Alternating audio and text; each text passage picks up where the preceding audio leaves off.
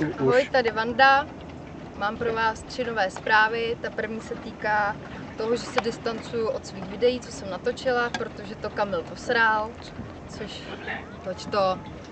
všichni víme, jelikož mi to napsalo několik profíků, že ty videa opravdu nejsou v dobré kvalitě a jsou blbě sestříhaný a ozvučený, takže na to kašlu. Druhá věc se týká toho, že mě doopravdy udivuje, jak to, že mi píšete, že o mě nic nevíte, nebo jako, že jsem nic nedokázala, takže to mě vede fakt k tomu, abych točila spíš něco o sobě a kašlu na Mašlíkovou, jako na její vzkazy a na další krávoviny a budu točit o sobě, o svých věcech, svý práci a proto potřebuju novýho kameramana, protože Kamil už k tomu není jako schopný, toč to Kamila, já mluvím ještě, není schopný Kamila.